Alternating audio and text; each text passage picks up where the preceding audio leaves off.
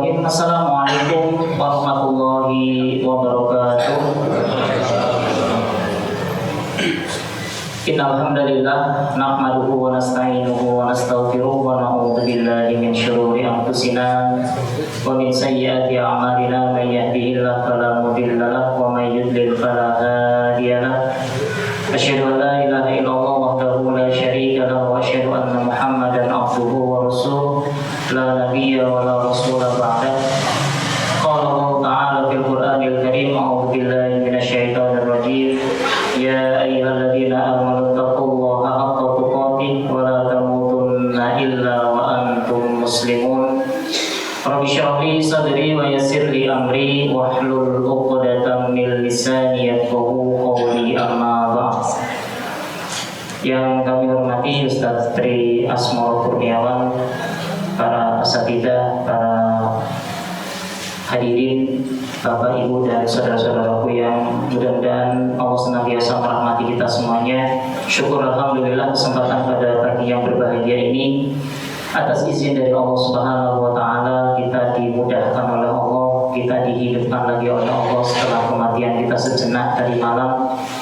Dan pagi ini atas izinnya pula kita bisa melaksanakan sholat subuh berjamaah di Mushola Al-Muwahhidin, dan insya Allah akan dilanjut juga dengan majelis ilmu, majelis ta'lim yang spesial pada edisi Ahad pagi ini akan diisi oleh beliau yang jauh-jauh dari Solo, sudah hadir di tengah-tengah kita. Tadi malam jam 10 sudah sampai sini, alhamdulillah sudah istirahat, dan pagi ini sudah berada di tengah-tengah kita. Tidak banyak yang perlu saya sampaikan untuk acara pada pagi hari ini. Insya Allah acaranya simple, adalah inti dari acara kajian subuh. Dan untuk kali ini kita memberi tema, masalah dalam akar masalah dalam keluarga. Sampai panitianya lupa ya. Insya Allah kita akan memaksimalkan acara pada pagi hari ini dengan beliau. Jadi untuk waktunya kita maksimalkan. Ini sudah jam 4:42, dimaksimalkan materi 1 jam Ustaz, sampai jam 6 kurang seperempat. Kemudian nanti mudah-mudahan masih ada kesempatan bisa bertanya jawab jam 6 kurang seperempat sampai jam 6, nanti diakhiri dengan doa oleh Ustaz Tri sekalian. Perlu saya sampaikan, kegiatan ini insya Allah mudah-mudahan ini menjadi awal di Mushola Al-Muwahhidin ini setiap bulan sekali di awal pekan, insya Allah mudah-mudahan.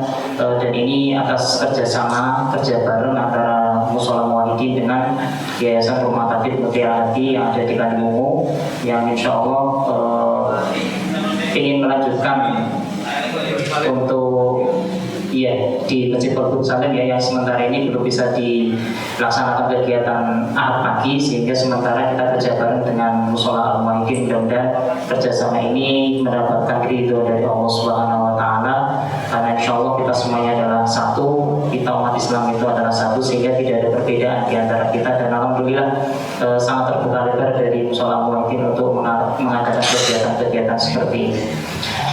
Baiklah, untuk meningkat waktu biar lebih maksimal waktu kita untuk mendapatkan secercah nasihat dari beliau, saya sampaikan sedikit untuk biodata beliau. Saya sampaikan sedikit saja biar banyak yang kenal sama aku. Nama Tri Asmoro Kurniawan, tempat tanggal lahir, beliau lahir di Boyolali tanggal 15 September tahun 1970. Alamat beliau Jalan Lurik nomor 17 Purwakarta. Status beliau sudah menikah, memiliki 3 anak. Pendidikan SD sampai SMA di Boyolali, kemudian Mahat Darus Sohwah Bangil, kemudian dilanjut dengan Mahat Abu Bakar As-Siddiq di Universitas Muhammadiyah Solo. Aktivitas beliau seorang dai, kemudian juga kontributor majalah Ar-Risalah. Beliau juga staf pengajar. Beliau juga seorang konsultan keluarga di GKS atau Gria Keluarga Sakinah di Surakarta. Kemudian juga beliau narasumber bincang keluarga di 101 RBS FM Surakarta. Beliau juga seorang penulis dan owner Alfa Group Surakarta. Ini secara umum biodata beliau, dan terakhir moto hidup beliau berusaha selalu menjadi lebih baik. Mudah-mudahan kita bisa mendapatkan manfaat ilmu dari yang ingin beliau sampaikan. Marilah kita awali pertemuan pada pagi hari ini dengan bacaan basmalah bersama. Bismillahirrahmanirrahim. Untuk waktu dan tempat sepenuhnya kami berikan kepada Ustaz Tri Asmol.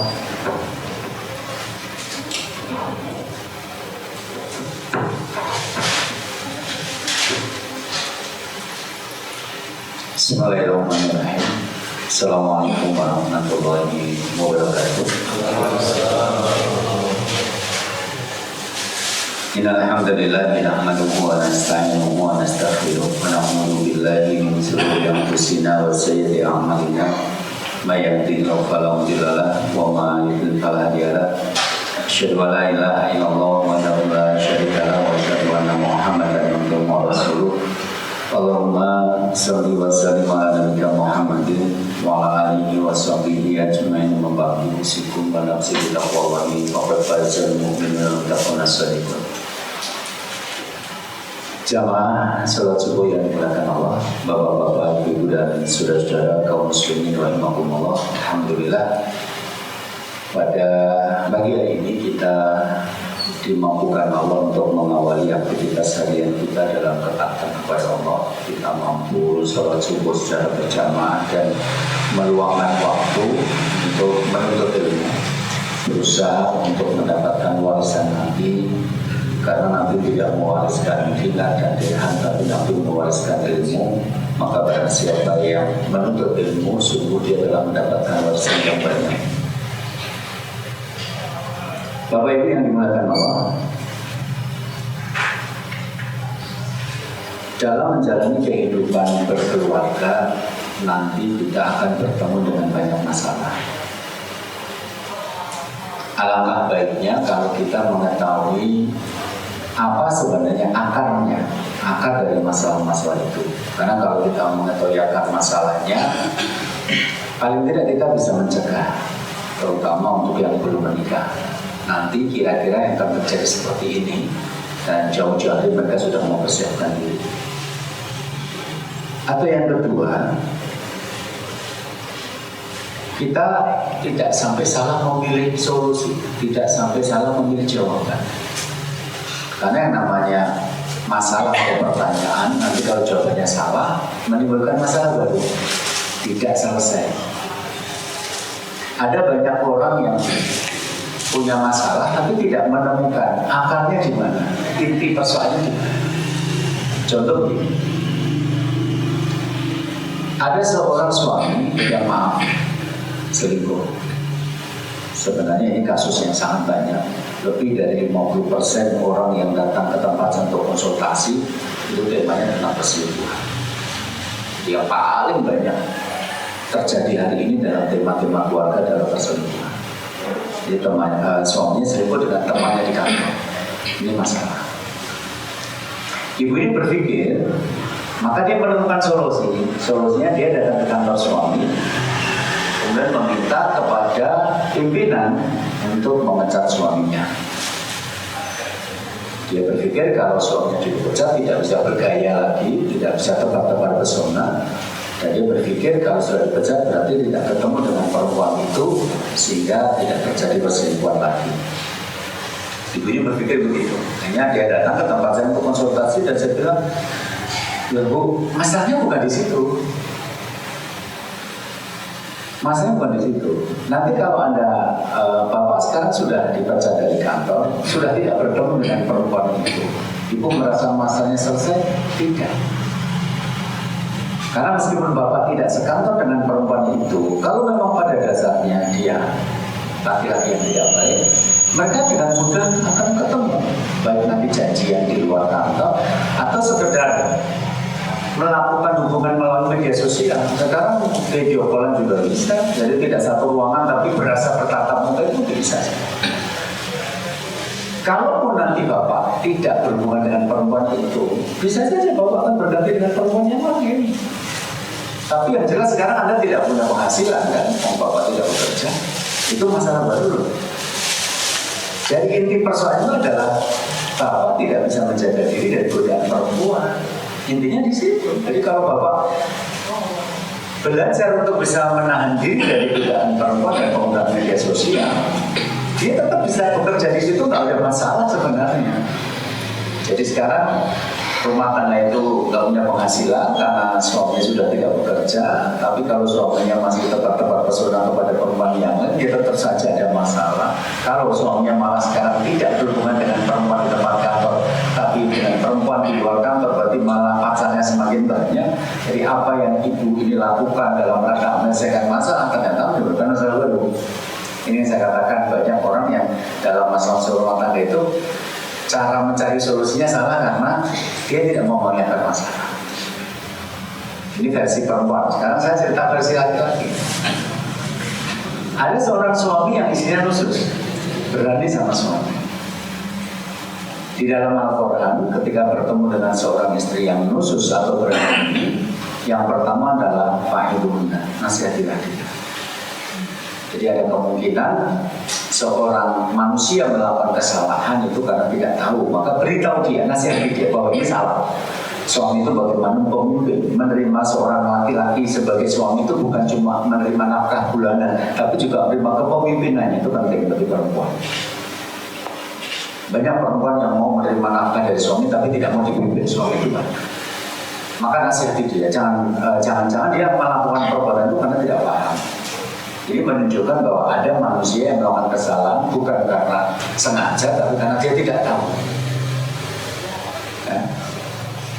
Setelah dinasehati, ternyata perempuan ini tidak sembuh, dia tetap berada sama suami. Maka Al-Quran mengatakan wahjuruhunna fil madajih, dan pisahkanlah dia di atas ranjang.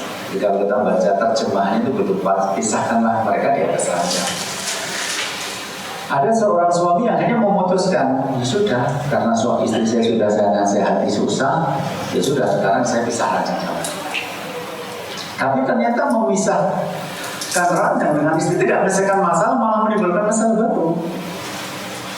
Kok bisa, Ustaz? Itu kan menjalankan isi Al-Quran. Iya, tapi substansinya bukan itu. Wahjuruhunna fil madajih, itu kalau diartikan secara sederhana adalah boikotlah dia di atas ranjang.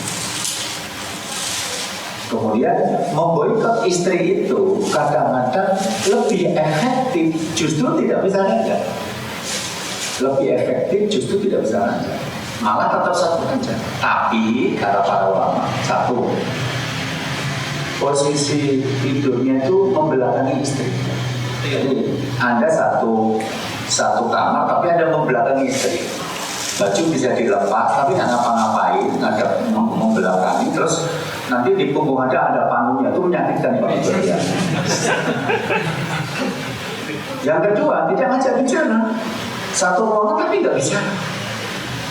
Dan yang ketiga, tidak melakukan aktivitas seksual. Jadi inti persoalannya adalah jadilah suami yang satu, kalau tidur itu posisinya berpelukan dengan istri. Rasul itu kalau tidur berpelukan dengan istri beliau. Jadi yang berpelukan bukan cuma teletabis gitu. Yang kedua, jadilah suami yang sering ngobrol dengan istri.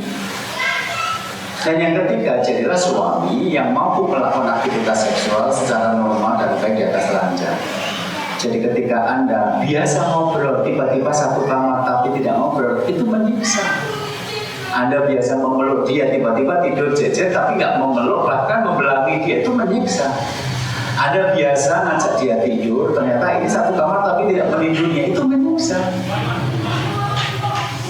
Jadi kadang-kadang lebih efektif Anda malah tetap satu ranjang tapi tidak melakukan itu semua. Nah, ada orang tidak paham. Intinya kan jadilah suami yang baik, yang ngajak ngobrol istri, yang meniduri istri, yang memeluk istri. Jadi ketika itu Anda tidak lakukan, dia akan tersiksa. Apalagi Anda di dalam kamar yang sama. Nah karena orang ini tidak mau persoalan, karena istrinya susah dinasi langsung baca ayat. Jadi ayat itu terjemahannya begitu, tapi pemahamnya tidak selalu langsung bisa dipahami. Kita juga butuh penjelasan para ulama. Laki-laki langsung sudah, karena kamu dinasihati nggak bisa, mulai kita tidur sendiri. Ternyata saat tidur sendiri manusianya bebas merdeka gitu loh.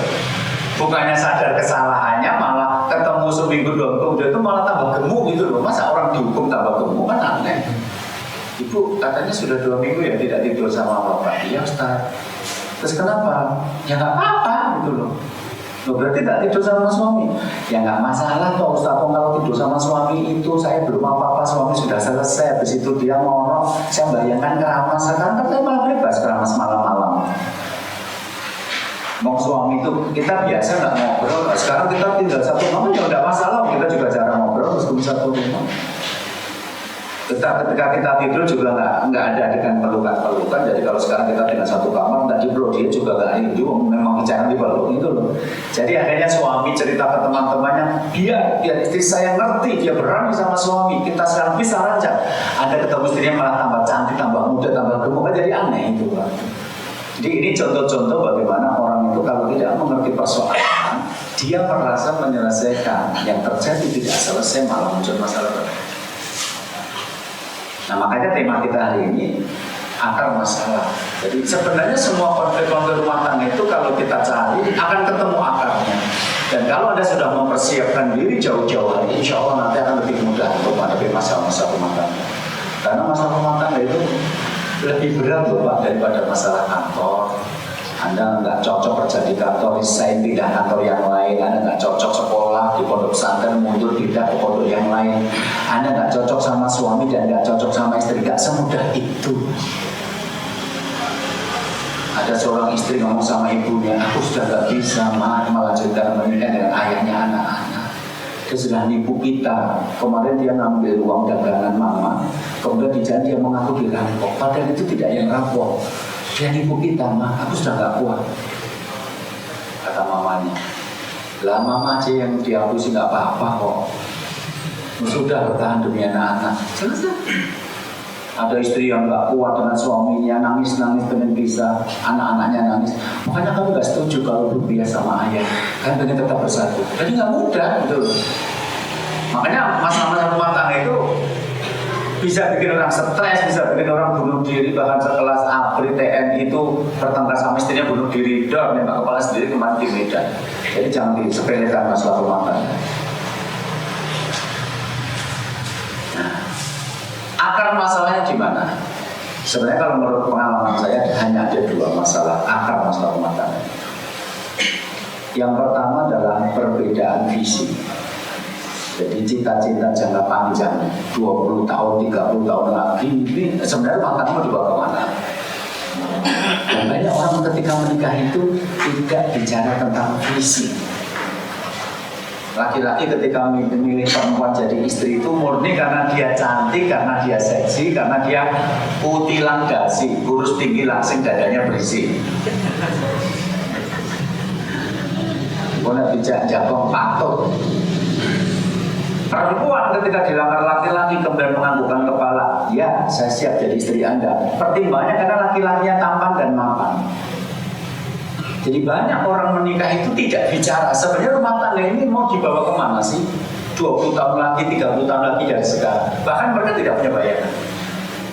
Nah, ternyata banyak setelah menjalani itu bubar di tengah jalan. Baru sebulan yang lalu saya didatangi oleh seorang ibu yang memutuskan membuka cerai suaminya setelah 37 tahun menikah. Anda bisa bayangkan 37 tahun menikah hanya memutuskan berpisah. Kenapa? Saya nggak sanggup menghadapi suami. Padahal dia menemukan suaminya itu nggak beres sejak malam pertama. Tapi dia menunggu setelah 37 tahun ternyata suaminya tidak berubah, kecuali berubah lebih tua. Tapi tidak lebih dewasa, keluarannya masih seperti itu, hanya diputuskan tidak. Dan yang ajaib adalah yang meminta ibunya membuat cerai adalah anaknya. Anaknya tidak bisa melihat ibunya diperlakukan seperti itu. Mama pokoknya minta cerai dari papa. Yang minta cerai adalah anaknya. Jadi datang ke tempat satu-satu diantar anak. Karena anaknya sudah berumur 36 tahun belum menikah. Kenapa? Nunggu bapak ibunya masalahnya selesai dan tidak selesai. Akhirnya dia sudah, mama selesai dulu masalah, lalu aku menikah. Bahkan saya bisa mengatakan ada pasangan-pasangan yang menikah itu sudah membawa bahaya laten namanya. Jadi kalau kata laten itu saya ingatnya waktu sekolah, guru sejarah itu sering mengingatkan yang namanya PKI itu pernah ada di Indonesia dan pernah dibubarkan. Secara resmi dia adalah organisasi terlarang dan anggotanya dulu dipenjara. Tapi ini dulu dia adalah bahaya laten, bahaya yang tersembunyi, tidak terlihat, terpendam, tapi suatu saat bisa muncul. Itu namanya bahaya laten. Dan kita sudah lihat tanda-tandanya sekarang. Sama, ada orang menikah tapi dia tidak membicarakan tentang visi pernikahan. Itu ibarat menikah tapi sudah membawa bahaya laten. Suatu saat akan muncul. Nah, munculnya kapan itu masing-masing berbeda. Ada yang 5 tahun, 10 tahun, 15. Tapi saya ketemu yang terakhir 37 tahun ini. Itu sudah membawa masalah sejak awal, tapi mereka tidak sadar. Nah, untuk bisa memahami konsep visi pernikahan dan bahaya laten ini, saya mau cerita dulu tentang 2 orang nabi, yaitu Nabi Nuh dan Nabi Lut. Yang namanya nabi itu pasti laki-laki pilihan, pasti. Tampan, gagah, bangsawan, tokoh masyarakat, berpengaruh, dan bisa bicara. Karena Nabi itu berdakwah, menyampaikan ide-ide abstrak, mengajak manusia percaya kepada akhirat. Itu abstrak, karena akhirat tidak bisa dijangkau dengan panca indera. Jadi ketika Rasul ditanya, surga itu apa sih Rasul? Jawabannya adalah ma'inun ratbatun samet wal khabar ala qalbi basar. Surga itu tempat di mana suara yang merdu, kemerduan suaranya belum pernah didengar oleh telinga manusia. Jadi kalau Anda bilang mendengarkan suaranya Nisa Sabian, ya Allah merdu di angelic voice itu kayak suara malaikat, ngapusi. Ya merdu, tapi yang ngomongin seperti suara di surga mungkin. Kebangetan lah ale-ale SMP gue udah komentari. Yang kedua, keindahannya, belum pernah dilihat oleh mata. Jadi kalau Anda pergi ke Raja Ampat, subhanallah indah sekali kayak di surga, ngapus. Surga itu belum dilihat oleh mata manusia. Wa ma khatara 'ala qalbi basar, bahkan terbayang dalam pikiran manusia tentang kenikmatan yang kelezatannya belum pernah. Jadi Anda bisa paham nggak? Tempat suaranya belum pernah didengar, keindahannya belum pernah dilihat, kenikmatannya belum terbayangkan. Ya apa? Ya bisa bro. Maka surga itu tidak bisa dijangkau oleh panca indera, bisa diyakini. Dan kita memilih untuk meyakini meskipun akal kita nggak bisa menjangkau, pikiran kita bisa menjangkau, tangan kita, mata kita, telinga kita bisa menjangkau, tapi kita percaya itu ada dan kita yakini. Nah, orang yang mengajak manusia mengimani seperti ini kan harus pintar ngomong. Kalau nggak bisa ngomong bagaimana? Menjelaskan yang mudah saja, Pancasila, itu aja bisa salah kok. Gimana sana abstrak? Jadi Nabi itu mesti laki-laki pilihan. Dia mesti adalah laki-laki yang tampan, berpengaruh, kemudian tokoh masyarakat, bangsawan, dan bisa bicara, menyampaikan ide. Tapi sebagai laki-laki normal, nabi-nabi itu menikah ketika belum diangkat menjadi nabi. Jadi ketika Muhammad menikahi Khadijah umur 25 tahun, nanti dia diangkat menjadi nabi kan umur 40 tahun. Ada jeda waktu 15 tahun beliau menjalani rumah tangga tanpa bimbingan kenabian. Sama, Nuh dan Lut juga menikah dengan perempuan-perempuan pilihannya itu sebelum diangkat menjadi nabi. Dan perempuan yang mereka pilih sebenarnya perempuan yang sesuai dengan kondisi Nuh dan Lut sebagai orang yang tadi saya katakan, laki-laki tampan, gagah, kemudian bangsawan, pintar, berpengaruh, bisa bicara dengan baik. Iya, perempuan-perempuan yang mereka pilih adalah perempuan perang yang levelnya sama. Muhammad ketika sebelum diangkat menjadi nabi, dia menikahi perempuan bernama Khadijah. Itu di mata masyarakat pilihan yang tepat. Nggak ada laki-laki yang pantas menikahi Khadijah kecuali Muhammad, dan tidak ada perempuan yang lebih baik daripada Khadijah pada saat itu untuk dipilih jadi istri. Itu pilihan yang tepat. Maka pernikahan mereka sebenarnya pernikahan yang bahagia. Untuk ukuran pernikahan tanpa bimbingan wahyu, untuk pernikahan laki-laki yang tidak atau belum menjadi nabi, itu pernikahan bahagia. Tanda dari pernikahan mereka bagi apa? Lahirlah anak-anak dari pernikahan. Muhammad dengan Khadijah melahirkan 6 anak, 4 perempuan, 2 laki-laki. Nuh dengan istrinya melahirkan 4 orang anak laki-laki, dan Lot dengan istrinya melahirkan 2 anak perempuan. Mereka bahagia, nggak ada masalah. Masalah menjadi muncul ketika Nuh dan Lot diangkat menjadi nabi. Mulai muncul masalah pada saat itu. Coba kita buka dulu surat At-Tahrim ayat yang ke-10. Jawabannya ada di sana. Daraballahu mathalan lil ladzina kafaru imra'ata Nuhin wa imra'ata Lut kanata tahta 'abdaini min ibadina shalihaini fakhanatahuma. Allah membuat perumpamaan bagi orang-orang kafir, istrinya Nuh dan Lut. Mereka berdua dalam pengawasan 2 hamba kami yang soleh, namun mereka mengkhianatinya. Fakhanatahuma, maka istri Nuh dan Lut itu berkhianat kepada suami mereka. Kata berkhianat ini yang nanti menjadi pintu untuk memahami peristiwa yang sebenarnya terjadi. Karena banyak orang yang salah paham berkenaan dengan kisah Nuh dan Lut. Banyak orang menganggap Nuh dan Lut itu rumah tangganya bermasalah karena istri mereka istri perempuan-perempuan yang jelek. Tidak. Ibnu Abbas yang dinukil Ibnu Katsir dalam tafsir Katsir mengatakan ma baghat imra'atu nabiyyin qattu innama kanat khiyanatu ma fid-din. Wa qala Ibnu Abbas bi hadil ayat fa khanatahuma mazanaya.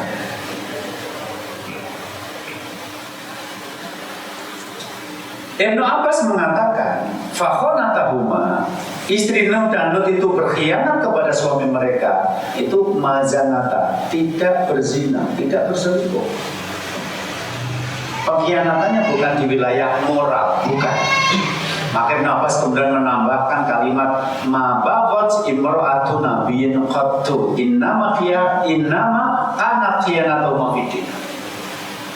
Sesungguhnya tidak ada satu istri Nabi pun yang cacat moral. Tidak ada satu istri Nabi pun yang cacat moral.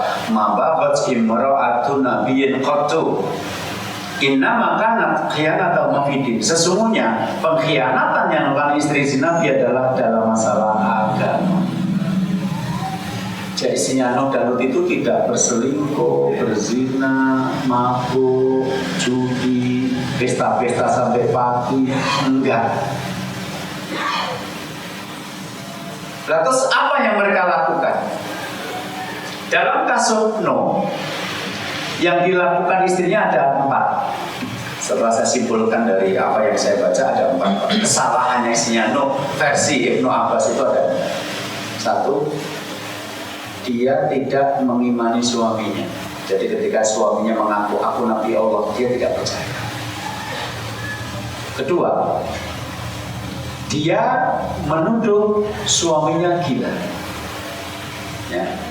Anahu majnunun. Jadi menurut istrinya, suaminya sudah gila karena mengaku sebagai Nabi itu. Yang ketiga, dia menceritakan kepada tokoh masyarakat apa ajaran suaminya, termasuk yang dianggap gila, membangun kapal besar di tengah kemarau panjang. Itu secara logika akal manusia itu gila.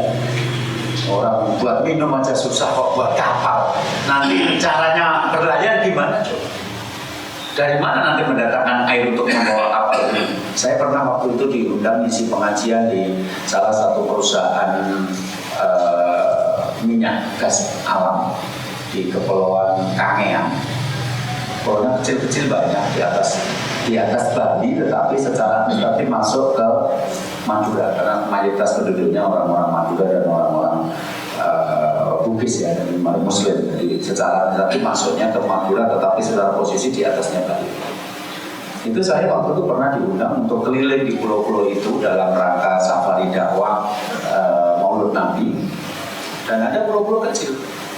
Nah, jadi saya nanti naik kapal agak besar, terus berhenti, itu kira-kira dari pulaunya itu bisa 1 kilo, bisa 2 kilo. Kenapa? Airnya nggak cukup untuk membuat kapal itu mendarat merapat sampai di dermaga, itu nggak cukup. Akhirnya saya nanti dijemput pakai kapal kecil itu, yang kayak pohon satu kayak pisang itu.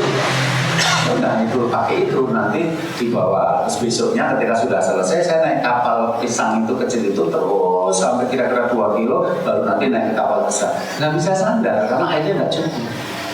Dan Anda bisa bayangkan bagaimana membangun kapal, airnya tidak ada di sekitarnya gitu loh. Kecuali itu objek wisata kayak kapal di situ itu. Itu masjid lah. Oh nggak tahu, saya cuma kemarin dari sini ke Baitul Salam, di tengah-tengah jalan ada kapal gitu ya. Jadi menurut istrinya tuh ini gila gitu loh, bangun kapal di tengah semua itu gila. Dan yang keempat adalah akhbar al-jababarah man min qauminuhin bi iman aman. Jadi dia mengatakan siapa saja yang menjadi pengikutnya Nuh. Jadi saya bayangkan begini, kalau versi modern itu begini. Kita sudah menjalani kehidupan bermasyarakat secara normal. Terus tiba-tiba ada satu kelompok pengajian yang ajarannya aneh gitu. Ada pengajiannya Ahmad Musodek yang ngajari sholat pakai bahasa Indonesia. Bagi kita kan aneh. Atau Lia Aminuddin yang mengaku titisannya malaikat Jibril. Kan aneh, malaikat Jibril kok nitisnya ke perempuan dan tidak cantik, jadi aneh gitu loh. Masa salah milih gitu loh. Itu dunia nitisnya ke laki-laki loh. Udah perempuan gak cantik. Dulu cuma tukang merangkai bunga, kan jadi gak level gitu loh. Masa malaikat Jibril nitisnya sama perempuan levelnya seperti ini. Kan aneh menurut kita. Kan itu akhirnya membuat masyarakat resah. Jadi ada aliran meresahkan masyarakat. Jadi bayangkan versi modern, istrinya Nuh itu diundang, apa Kek Endi atau Mata Najwa atau apa gitu. Terus kemudian diwawancara.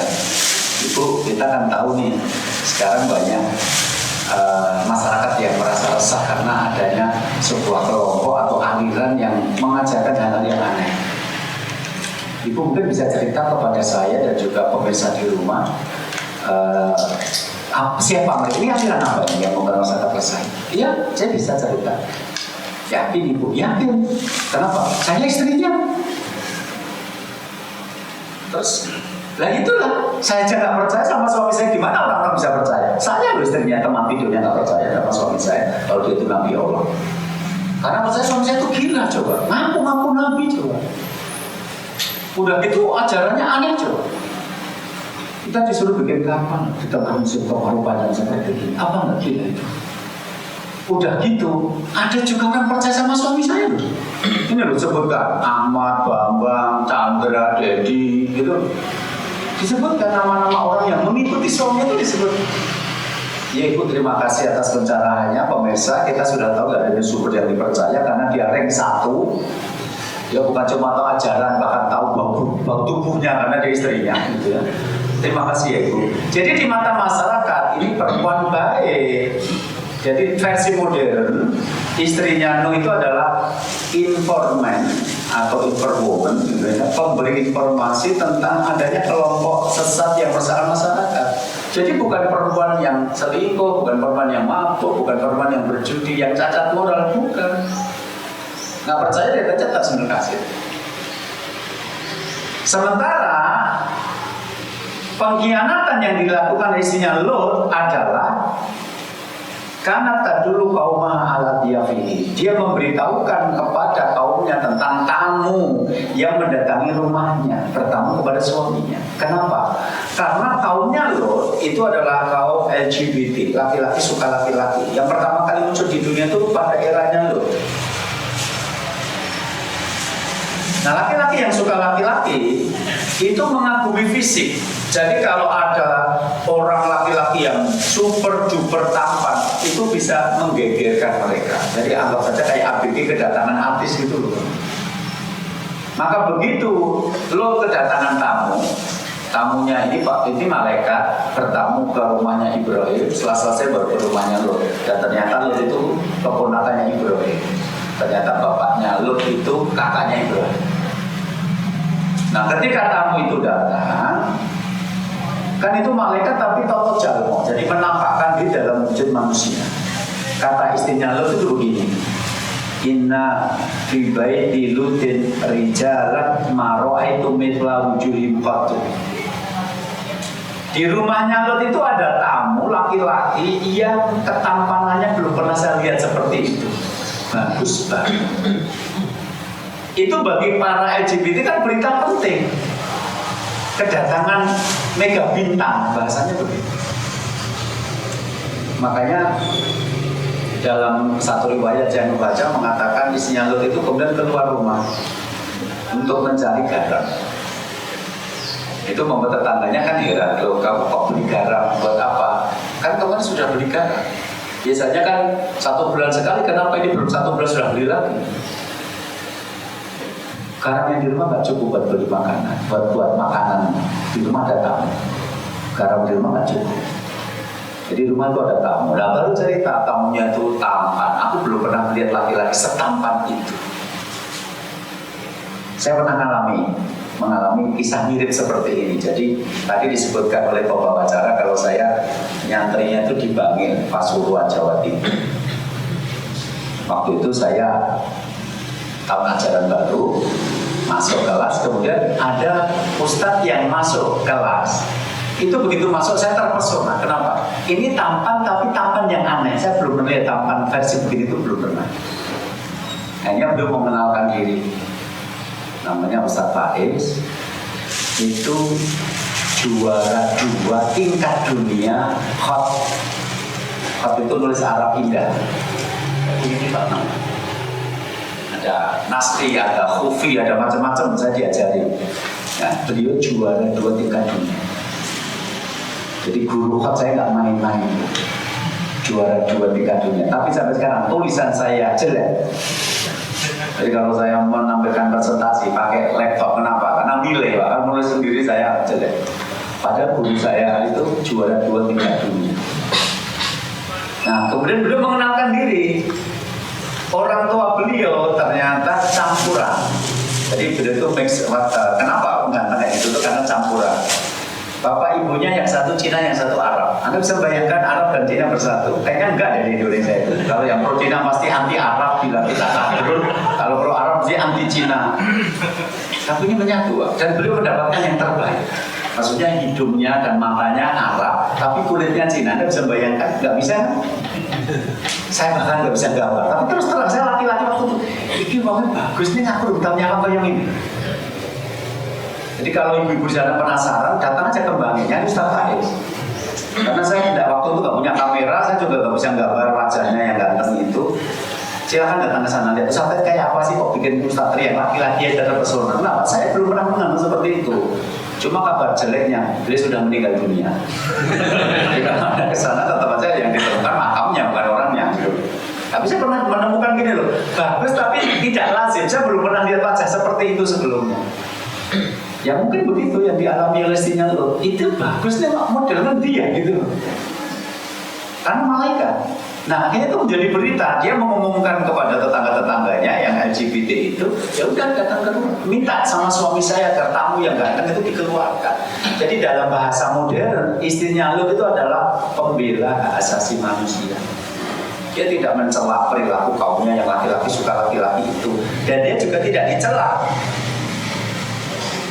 Jadi yang dilakukan di sana itu tidak mengimani suaminya, bukan berselingkuh, bukan menodai kemuliaan rumah tangga dengan melakukan tindakan-tindakan cacat moral, bukan. Jadi selama ini kalau orang berpikir kalau anak dan istrinya nggak baik itu seperti diuji dengan anak yang tidak baik versi Nuh dan Lut, itu salah paham. Kamu sudah mengubah sejarah.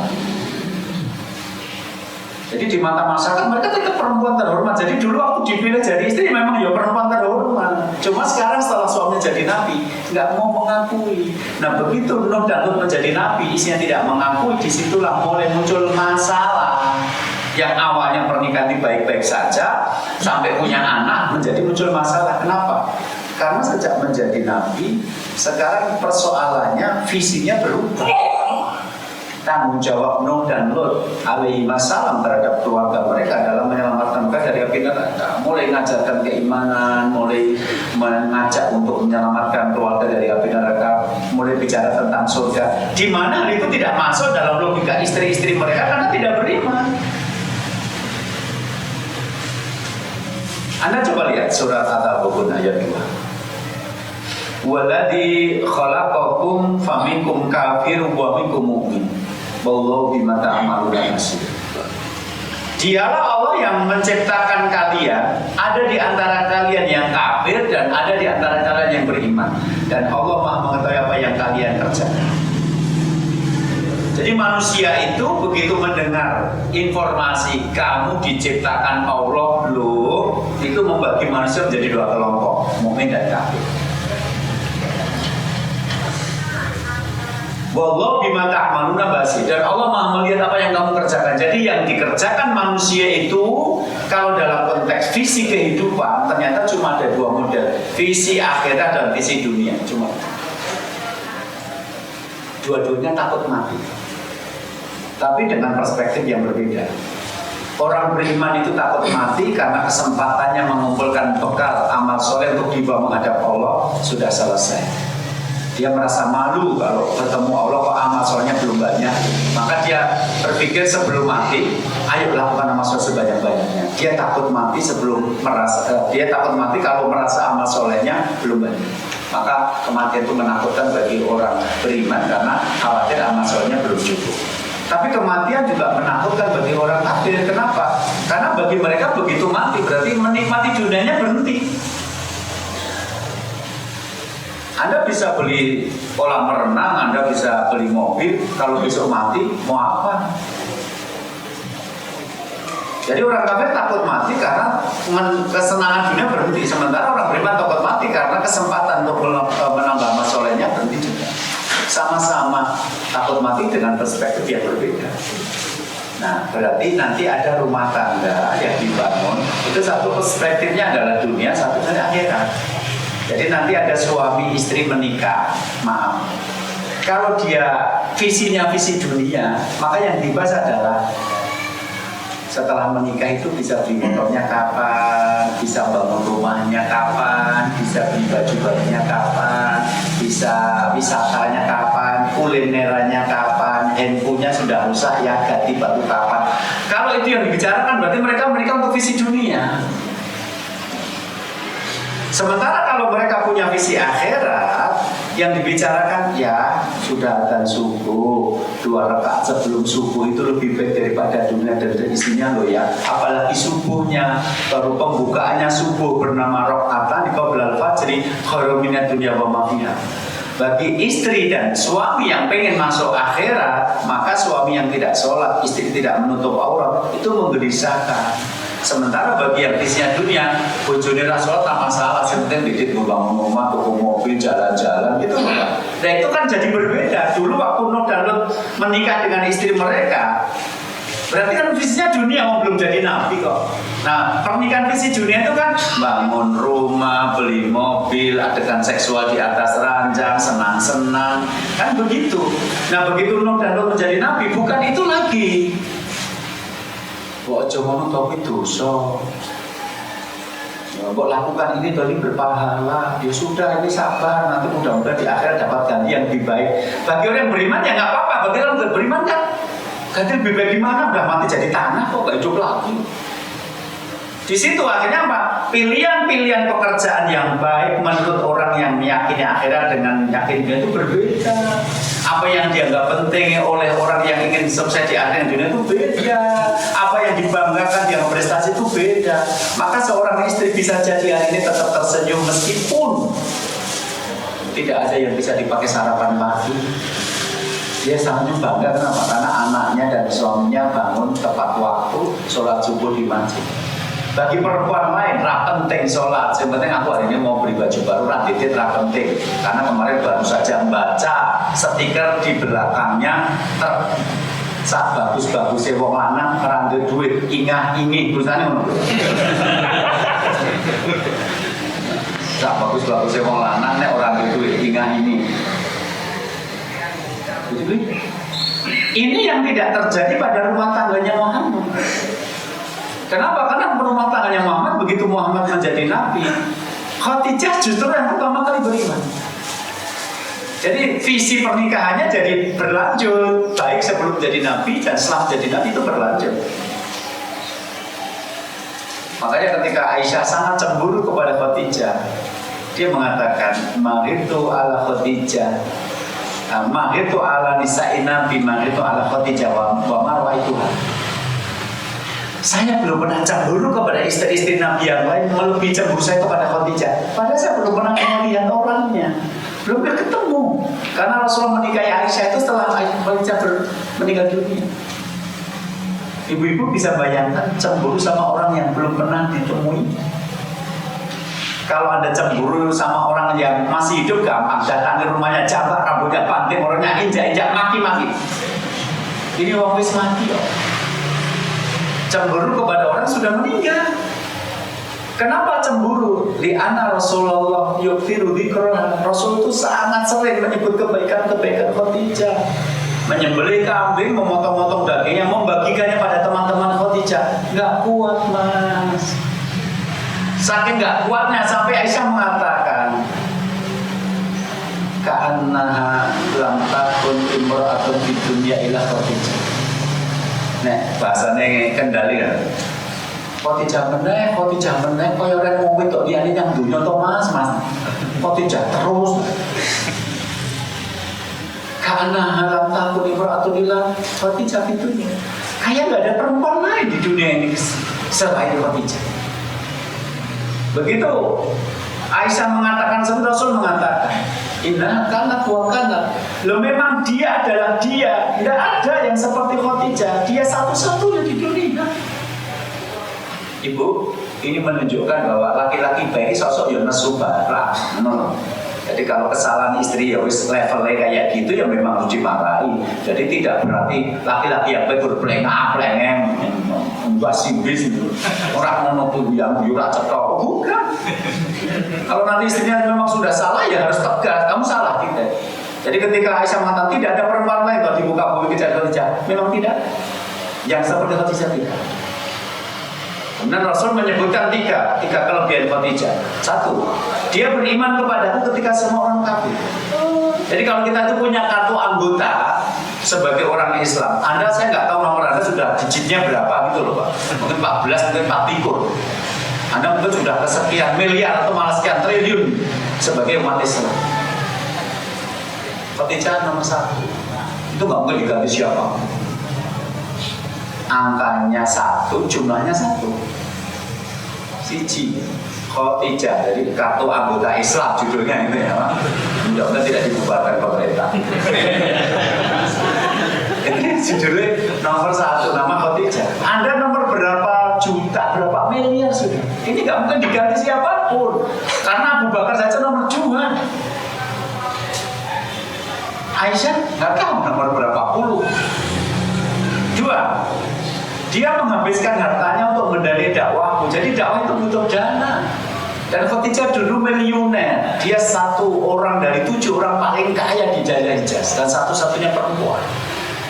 Duitnya nggak main-main. Kalau waktu itu diwujudkan dalam bentuk emas, terus emasnya dijual di sini, itu angkanya jadi miliunan dan triliunan, dan itu habis untuk mendanai dakwahnya Nabi Muhammad SAW. Yang ketiga, dia kan 2 anakku. Jadi orang menakdirkan anak Muhammad itu 7. 1 dari rahim Maria Al-Qibtiyah. Tapi dalam daftar Ummahatul Mukminin banyak ulama tidak memasukkan nama Maria Al-Qibtiyah karena dia seorang budak. Ya. Terus kemudian sisanya 6 orang, 2 laki-laki, ya Thayyib sama Qasim, kemudian yang 4 perempuan. Ya, itu datang dari satu rahim Khadijah. Dia tidak mungkin diganti oleh perempuan lain. Satu-satunya beriman kepadaku, menghabiskan hartanya untuk menerima dakwahku. Dialah ibu dari anak-anakku. Nek corone wong Solo, Aisyah mengulang semeneng kelakep istilah iso ngomong.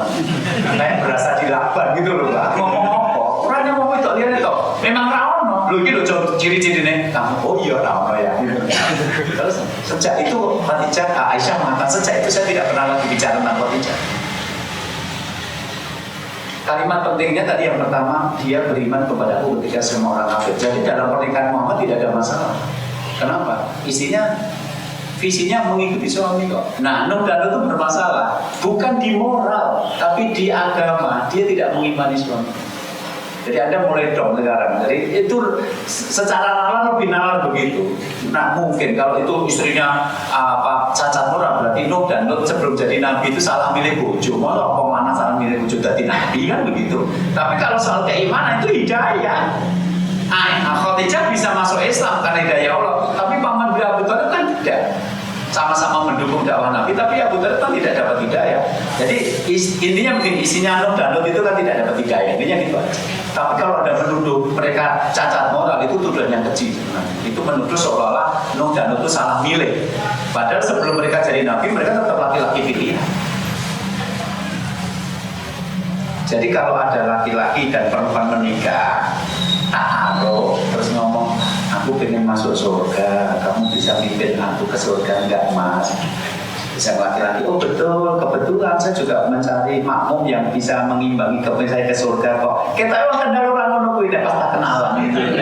Jadi wong itu karo wong lanang tidak ketemu ya mergo sing wedok ayu sing wong lanang iki bagus ngono to. Jadi sampai terjadi yang laki-laki enggak sholat ya perempuannya tetap mau jadi istrinya. Koruptor itu ya, oh iya, mau nanya kendal, ngomongnya mau kendal, nanya solo jangan solo. Jadi gitu loh. Jadi yang jadi koruptor itu dia punya istri, gitu loh Pak.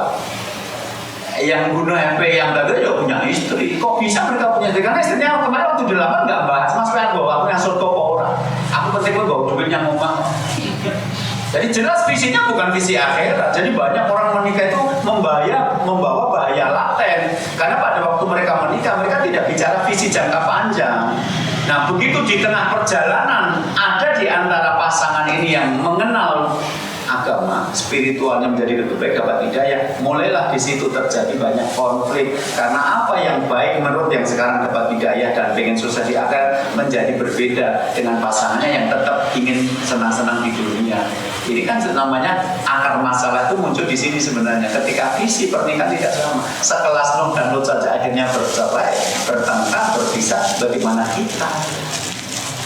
Jadi harusnya sekarang kalau mau menikah itu ya harus nanya betul, saya nikah itu mau membangun rumah tangga menuju ke surga, kamu bisa nemani. Itu dari awal harus bicara. Karena tadi saya bilang apa yang baik menurut ahli surga itu beda dengan apa yang baik menurut orang yang pengen sukses di dunia. Saya punya teman yang sampai meninggal itu di rumah kontrakan, istrinya tidak keberatan.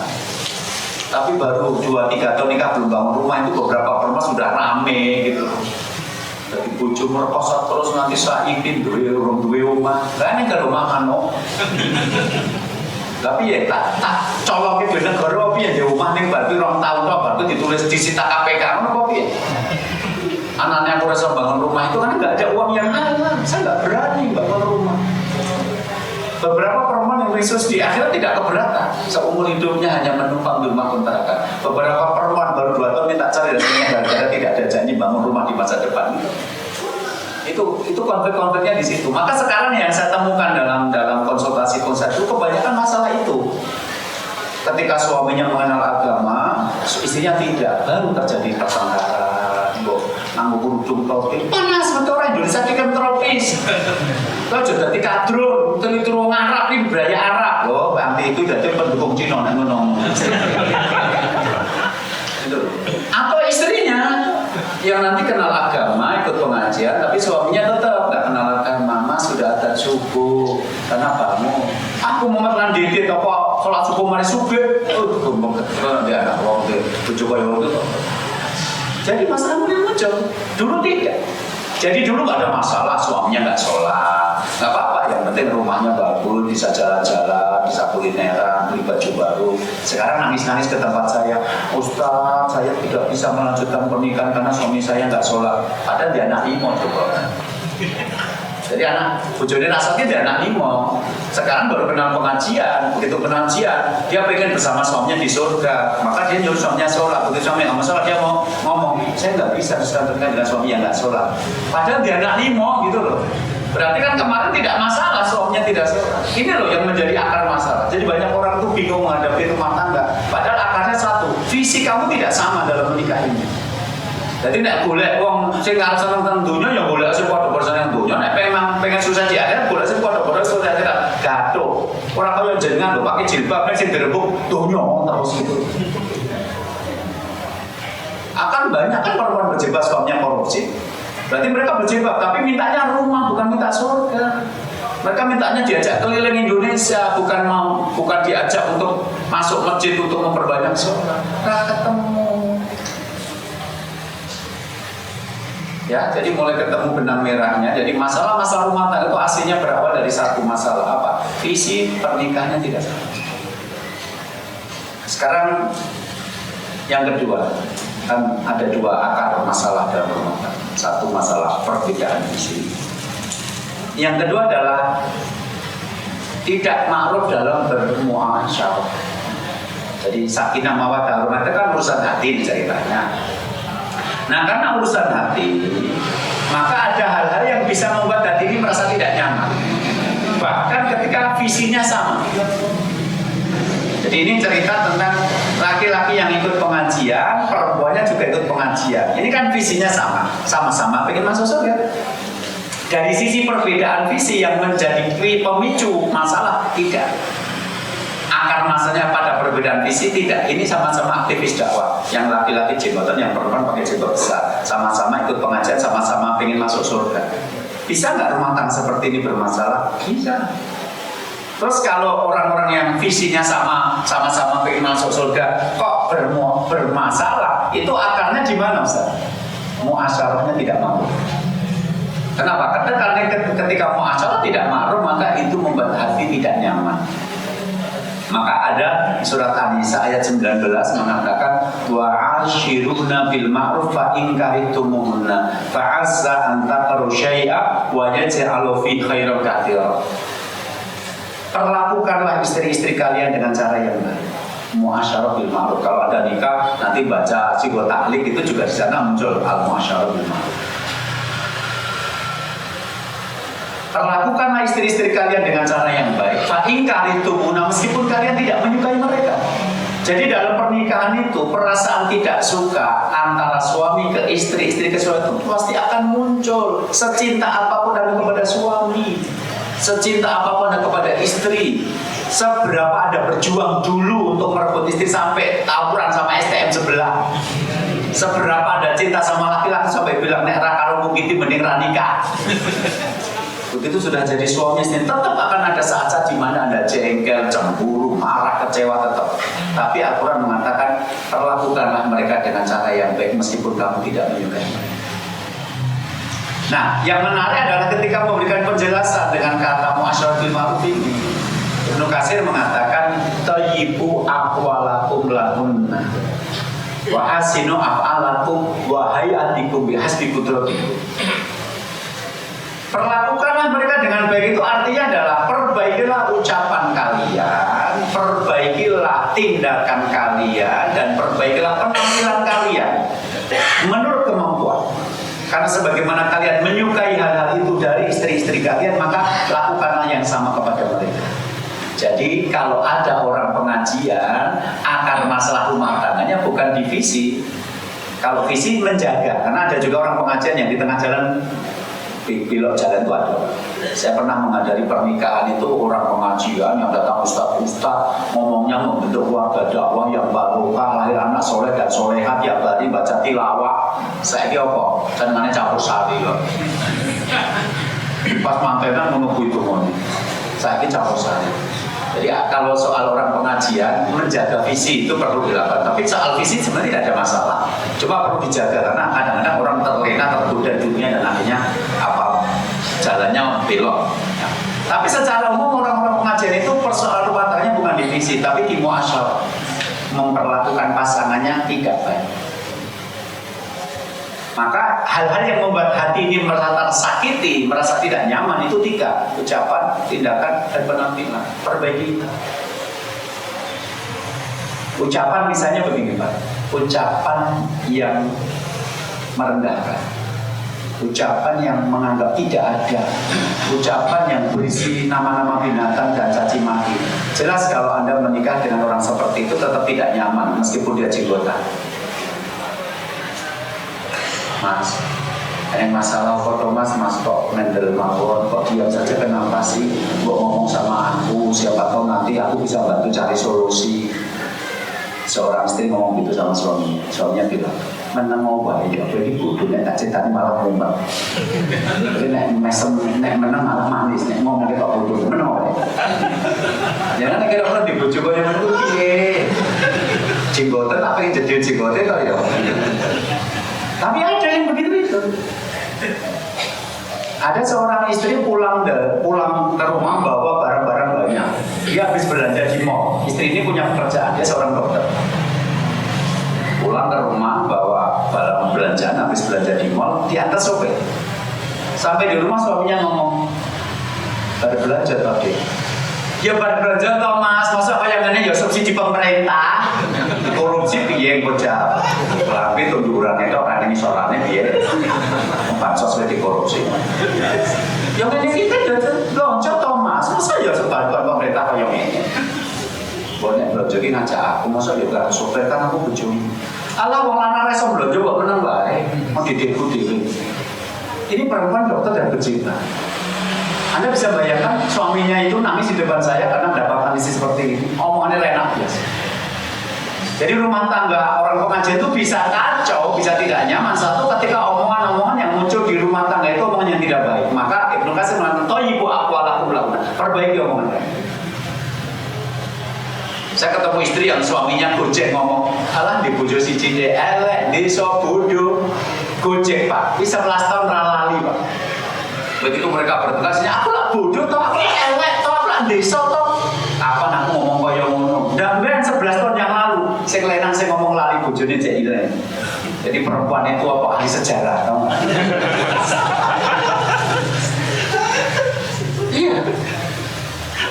Jadi Anda bisa bayangkan penampilan fisik suami Anda jenggotan, istri Anda jenggotan, tapi nek ngomongnya tiap hari kayak gitu, tolong diperbaiki karena kata-kata itu kadang-kadang lebih tajam daripada kata. Yang kedua, wahasinu afa'alakum lahunna, perbaiki tindakan. Jadi ada tindakan-tindakan yang membuat tidak nyaman. Misalnya KDRT, terjadinya kekerasan dalam rumah tangga. Ingat ya, KDRT itu tidak selalu laki-laki mukul perempuan. Karena kemarin sekitar 3 bulan yang lalu saya membaca berita KDRT malah laki-laki yang dipukul perempuan. Yang laki-lakinya penyanyi, yang perempuannya atlet karate. Jadi ketika bertengkar sih dikeprok malah saya lanang, gitu kan loh Pak. Tapi KDRT, terus kemudian ada yang tidak mukul istri tapi mukul diri sendiri ada. Jadi saya pernah kedatangan orang konsultasi itu, nah dia marah sama istrinya, dia tidak mukul istrinya tapi dia mukul dirinya sendiri. Ada yang tidak mukul istri, tidak mukul diri sendiri, tapi mecahkan barang-barang yang ditemui. Pas marah sama istri, aku ada pula, aku anting apa? Aku tetap horor mau. Ya. Istri sudah nunggu suami mau bicara, ini ada tagihan, barang-barang muda, anak belum bayar SPP, ya jadilah habis makan tak ngomong sama suami. Habis makan suami malah pergi keluar ke teras, baru buka handphone, malah bianan karo manggane. Menurutku meskipun jenggotan kan dia rapet toh. Jadi perilaku kayak gitu loh yang mau tidak nyaman. Maka yang kedua perbaiki tindakan, karena tindakan itu bisa membuat tidak nyaman. Anda dicuekin, Anda ngomong dia cuma diem tok nggak jawab. Itu tindakan-tindakan yang tidak baik. Nah yang terakhir yang ketiga apa? Wahasinu hayatikum, perbaiki penampilan kamu. Jadi penampilan yang tidak baik itu juga bisa mengganggu keharmonisan rumah tangga. Saya pernah didatangi seorang ibu yang baru saja menikah 3 minggu, tapi belum mau melakukan hubungan suami istri dengan suaminya. Belum mau Ustaz. Sudah nikah berapa lama? 3 minggu. Kenapa? Orang menikah itu kan untuk menghindari perzinahan. Orang menikah itu kan sudah halal dari ujung rambut ujung kaki, bahkan berpahala. Itu suami kamu. Kenapa kamu tidak mau diajak tidur suamimu sendiri? Jawabannya bikin saya shock. Suami saya itu kalau ngomong nafasnya bau. Saya kalau ngomong sama suami itu harus jaga jarak, karena kalau dia ngomong dekat, saya terganggu dengan bau mulutnya. Nah terusnya tidur piye? Jangan-jangan judulnya pingsan sebelum berbuat gitu loh. Ya, Anda belum mengalami ya? Saya pernah ngalami Pak. Ketemu kalau konco lama, dia nggak tahu nggak gosok gigi atau nggak apa. Begitu ngomong buang itu saya kayak mau pingsan. Ya dia nggak sadar gitu. Jadi sampai rumah nggak gini, dengan pingsan berarti selama ini pasangan Anda tersiksa sebenarnya gitu. Makanya Rasul mengatakan, laulam asyuku ala ummati lamatu bisibakin dan kulli wudu. Kalau tidak memberatkan umatku, aku akan menyuruh mereka untuk gosok gigi dengan sifat setiap kali wudu. Jadi kalau Anda dalam hidup tidak melakukan sholat sunat, cuma sholat wajib, subuh, duhur, asar, maghrib, isya, berarti minimal orang Islam itu gosok gigi 5 kali dengan sifat. Sebelum orang Barat kenal odol, Islam sudah punya sifat. Rasul mengatakan, kalau tidak memberatkan umatku, aku akan memerintahkan mereka untuk gosok gigi dengan sifat setiap kali mau wudu. Kenapa dalam Islam dimakruhkan Anda makan bawang, Anda makan pete, makan jengkol, terus kemudian pergi ke masjid? Karena mengganggu.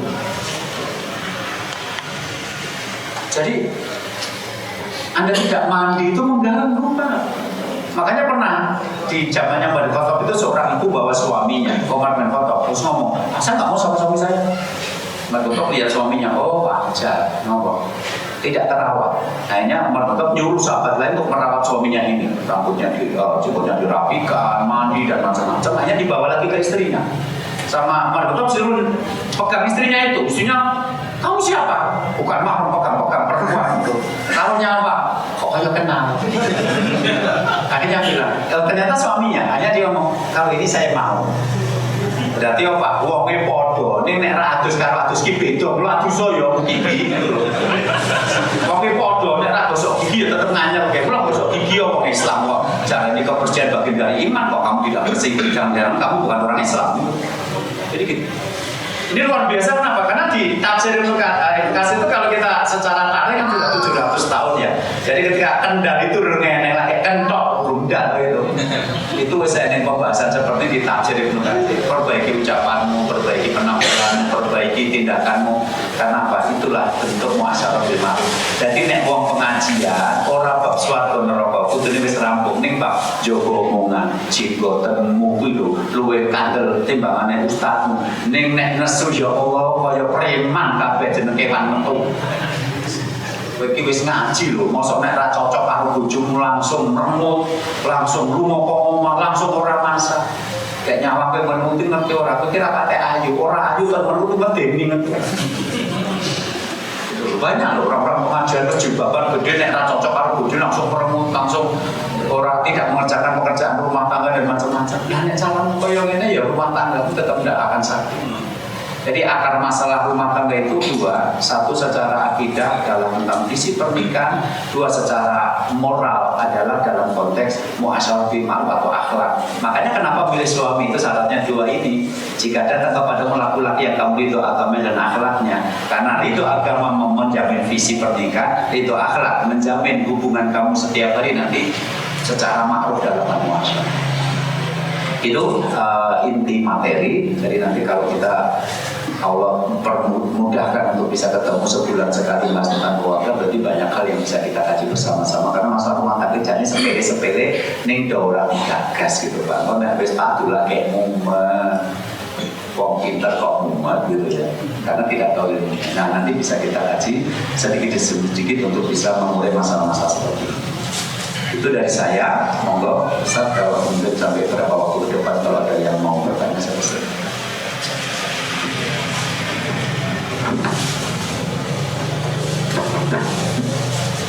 Baik, alhamdulillah materi yang tidak cukup ya, sangat menarik bagi kita.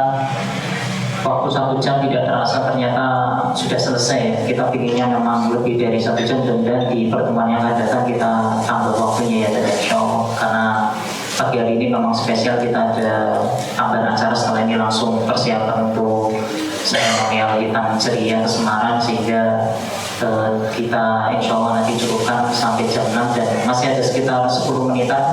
Ini saya kasih kesempatan kepada jamaah yang misalkan ingin bertanya, silakan bisa langsung bertanya kepada beliau mumpung ada pakarnya. Saya kasih dua penanya, silakan bagi yang ingin bertanya bisa tunjuk tangan, kemudian bisa menyampaikan pertanyaan kepada beliau. Silakan.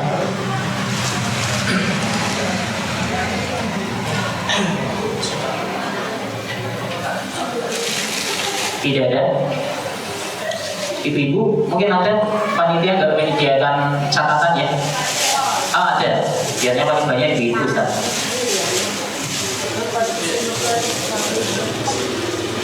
Entah kalau panitia, seandainya ada ibu-ibu yang mau tanya lewat kertas bisa dibantu untuk dibawa ke sini.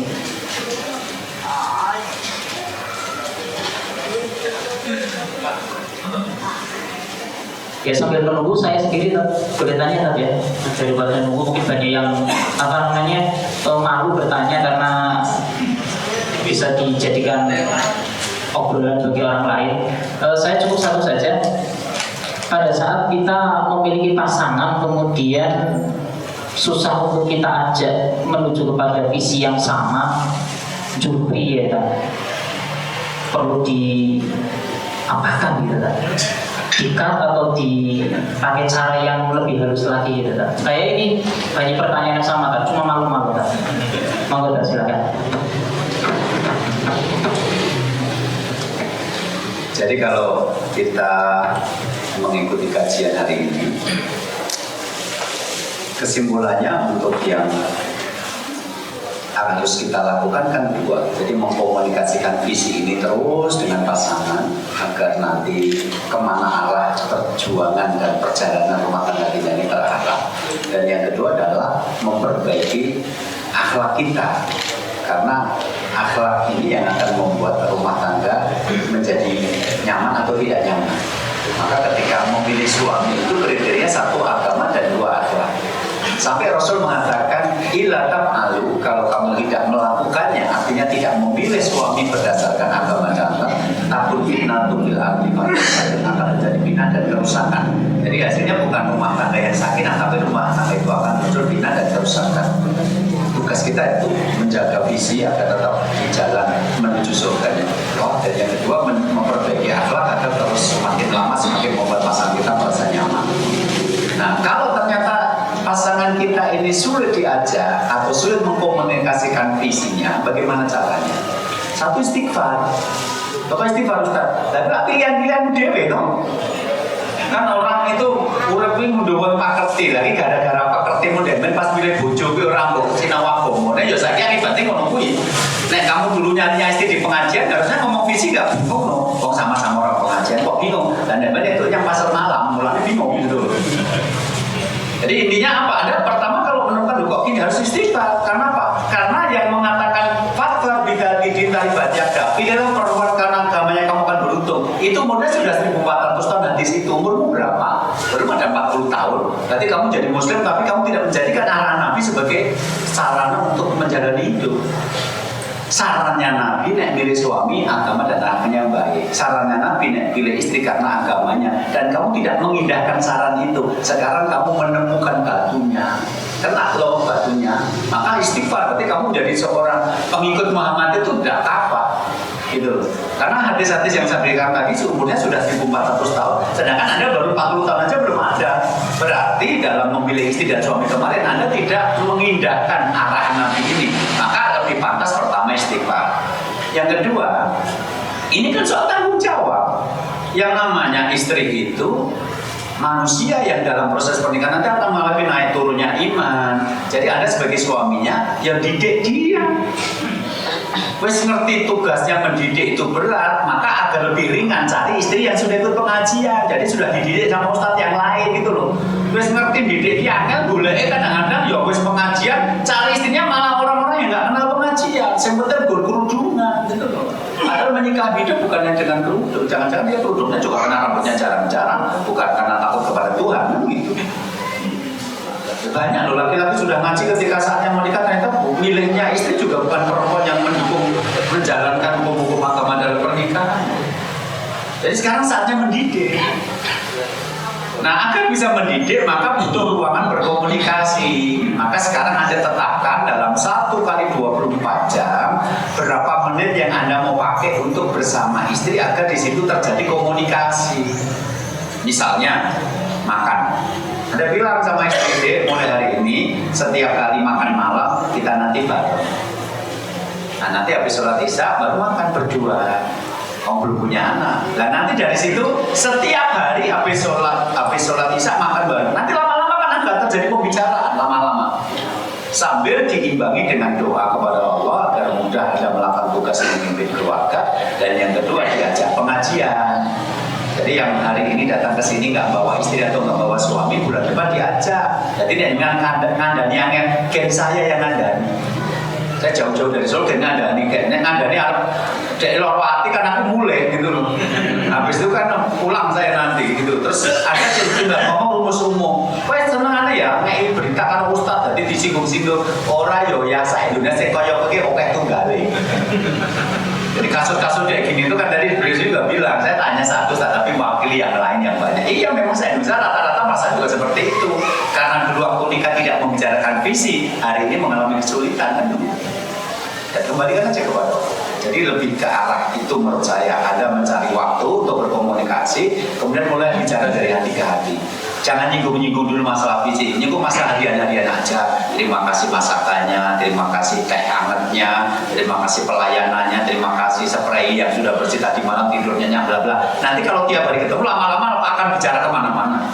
Tapi orang yang jarang komunikasi, kadang-kadang begitu komunikasi masa sudah gede. Tapi kalau tiap hari komunikasi, masalah kecil-kecil nanti bisa dibicarakan. Nanti ketika bahas tentang masalah visi juga nyantai. Kenapa? Karena terbiasa ngobrol. Tapi kalau orang nggak biasa ngobrol itu ngomongnya tegang orang.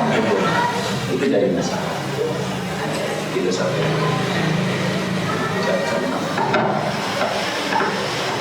Alhamdulillah untuk pagi hari ini kayaknya cuma satu pertanyaan ya, walaupun mungkin masih banyak yang disimpan untuk bulan depan mudah-mudahan bisa dikeluarkan unek-uneknya, karena masalah kalau udah disampaikan itu nyesek gitu ya. Jadi mumpung ada pakarnya, senang saya itu kalau misalkan dengan beliau menjawabnya itu enak gitu, bisa kita jalankan bareng, bisa kita lakukan bersama-sama dengan metode yang sudah disampaikan oleh beliau. Karena waktu yang sudah cukup jam 6 dan kita harus mengakhiri pertemuan pada pagi hari ini. Kami mohonkan untuk Ustaz Tri untuk bisa mendoakan kita dahulu sebelum pengajian atau kajian subuh pagi ini ditutup. Kepada Ustaz. Sebelum saya memimpin doa, saya hanya ingin memastikan saja, insya Allah rencananya nanti setiap bulan kita ketemu di sini setiap Ahad pertama untuk mengkaji tema keluarga. Nanti kira-kira setuju atau tidak? Jangan-jangan nanti saya datang ke sini terus tidak ada jamaahnya karena pada tersinggung gitu. Karena materi rumah tangga itu risikonya pasti menyinggung. Kalau nggak menyinggung berarti saya cerita rumah tangga zaman Nabi. Saya cerita zaman Nabi aja tadi banyak yang tersinggung gitu kan. Gitu. Apalagi saya bukan cuma ustadz tapi saya konsultan, jadi saya buka praktek konsultasi. Artinya kisah-kisah yang nanti akan saya selip-selipkan dalam materi saya itu real, orangnya masih hidup. Karena orangnya masih hidup berarti relatif, berarti ya hampir mirip dengan masalah kita sehari-hari. Nah, cuma orang hanya akan melakukan apa yang dianggapnya penting. Jadi kalau menurut Anda memperbaiki rumah tangga dengan ilmu yang benar itu penting, berarti kita akan meluangkan waktu cuma 1 jam sih dalam 1 bulan. Tapi kalau Anda memang orangnya tidak mau ditegur merasa sudah benar, kan kadang-kadang mau ponong paling malah disinggung-singgung kan gitu. Ya itu nanti membuat halangan dari acara. Jadi kalau antum semuanya memang siap, berarti kan saya kalau jauh-jauh dari Solo ke sini kan insya Allah bayangin kok berarti ini sing rumah gitu kan. Nah tadi saya sempat deg-degan pas sholat subuh kita itu 10 kok kira gitu ya. Acara orang gitu.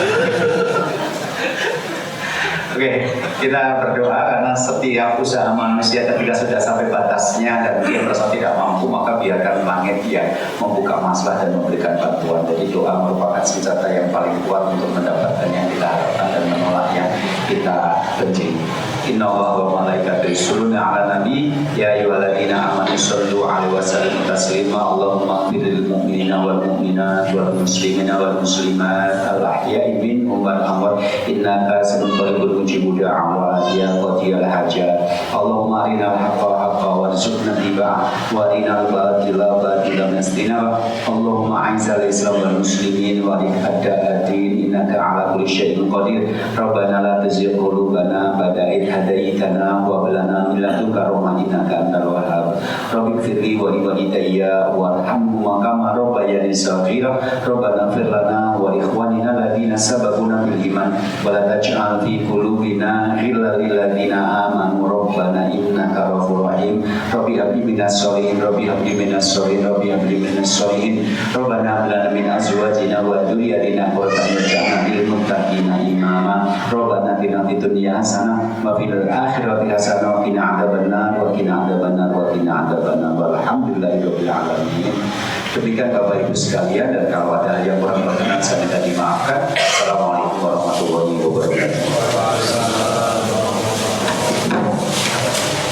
Alhamdulillah untuk acara subuh ceria atau kajian subuh sudah berlangsung dengan baik, dan kami ucapkan jazakumullah khairan untuk Ustaz Tri Asma Kurniawan yang sudah hadir, dan insyaallah beliau setelah ini juga nanti akan melanjutkan di Mijen bagi jamaah yang ingin melanjutkan materi beliau walaupun materinya berbeda bisa menuju ke masjid Jatisari ya Ustaz ya.